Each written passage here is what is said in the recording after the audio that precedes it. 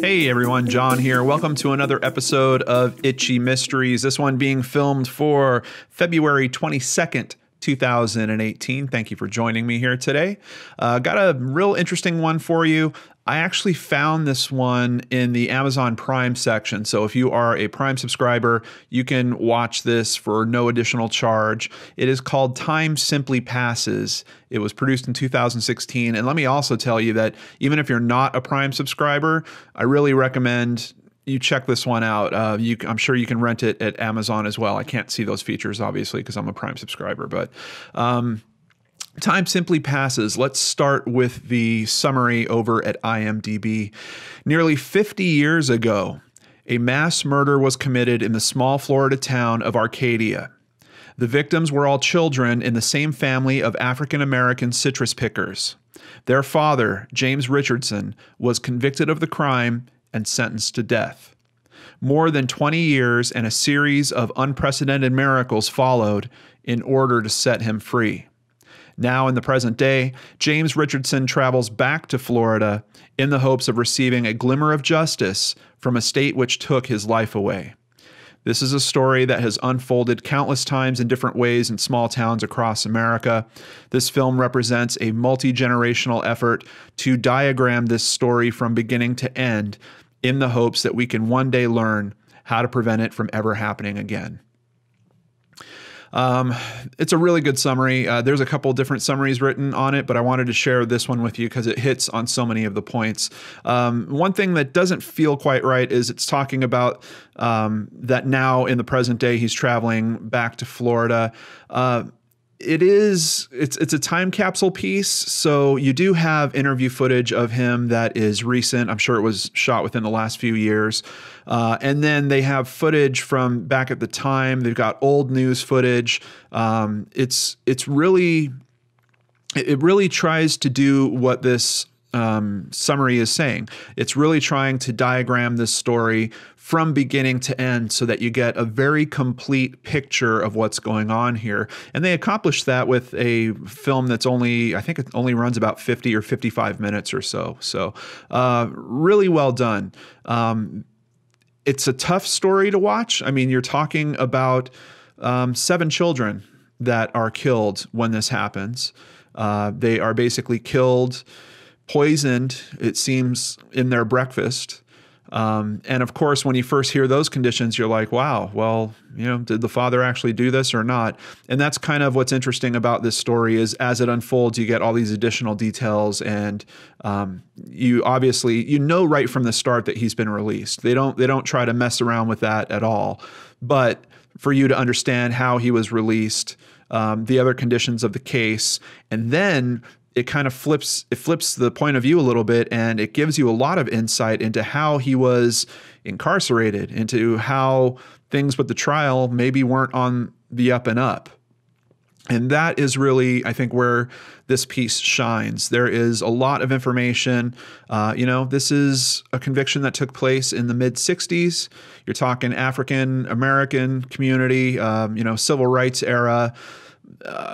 It even states it at one point, and I know it says it more eloquently than I can here, but it's basically saying, this case is showing kind of what America is thinking or how they're handling the civil rights movement. And then when he's released, it's another chance for America to kind of show how it's treating our African American population as well.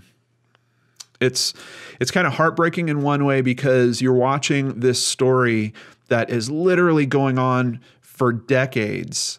And in one way, it kind of bums me out a little bit because I wish that good change, like you do see happen in this story, would just happen a bit quicker. I mean, it's really over the course of someone's lifetime that some substantial changes happen here.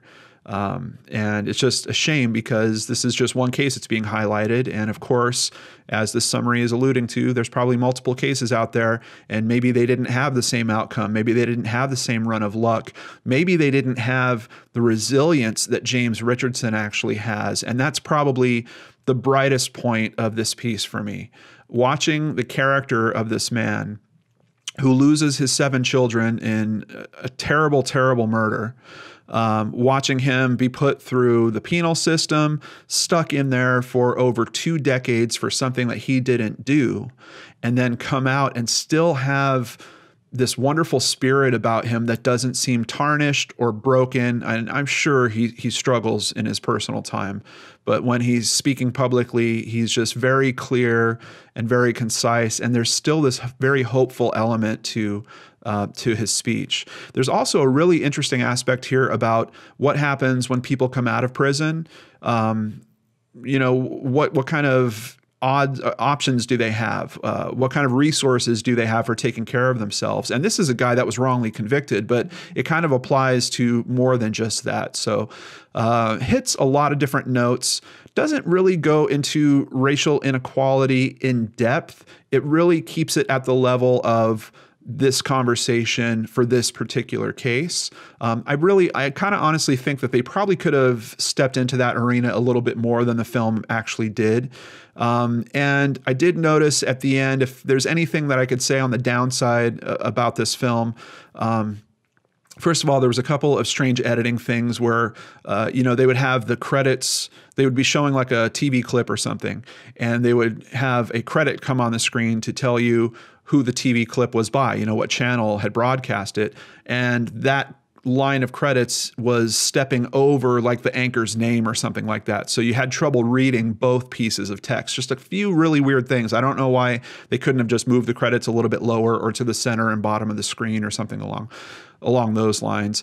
And then also I noticed with still images, if they were trying to move from one part of a picture to another, it was really, really jerky. It didn't kind of slow down when it got to the end of its movement. It kind of just stops real abruptly.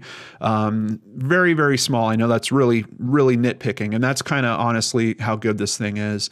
But at the end, the pace of the storytelling really, really slows down. Like for the last 10 minutes, I was kind of like, yeah, they seem like they're kind of repeating themselves and we're getting the same information from different people, and just you're coming off such a big story with so many interesting emotional and legal angles. And then all of a sudden it just kind of comes out to this, I don't know, to this ending that just really falls off a little bit in terms of its tempo. Still very much worth it. And the comments that do come out in that ending segment, they're important, poignant points. I just don't know that they had to be presented in that way. Perhaps they could have been sprinkled earlier on when the pacing was a bit better, because it just seems like at the end you're just jammed with this kind of slow moving thing. And it's weird because for most films that I watch that are this length, less than an hour, that's one of the things I appreciate about them is they can get a lot of information out there and kind of go at a good clip. And this one does that for like, 3/4 or even more of it. But at the end, I wish that they would have just edited maybe 5 minutes off the ending. I think it would have made a really big difference. It really doesn't take away from this film too much. The story is very interesting. Finding out who really did commit the murder is very interesting. How that information comes out is interesting. All the kind of backdoor deals and things that are going wrong for him to be convicted are really interesting. So don't get me wrong. It's well worth your time. There's way more going on right with this piece than the few nitpicky things that I was able to say didn't quite work for me in particular. So time simply passes. Personally, I give this one an 8 out of 10. And I know that's pretty strong. I'm kind of on the fence between 7.5 and 8, but it is more than the average itchy mystery to me. I think it's an important time capsule piece. I think it's really important that people understand how things like this went down. And that history is, it's pretty recent. We're talking not just the actual things that happened in 1967, but for the decades after that, where this guy is trying to get what he's due for being falsely imprisoned. So, and it really steps up until really within the past few years. It also made me interested in the subject enough that as soon as I was done, I jumped online because I wanted to read more about James Richardson. I wanted to see if he's still alive. He's getting up there in age now. He's into his 80s. Wanted to see if he was able to get any payment from the state for what he had been put through. I'm not going to spoil it by telling you any of that, but just know that it's a really interesting ride that you're going to take if you decide to put the time into Time Simply Passes. I think a lot of you out there will really enjoy it. That's it for today's Itchy Mysteries. Thank you so much for joining me. Hope to see you back here tomorrow for a brand new Brain Scratch on the Lord and Arch channel. Take care.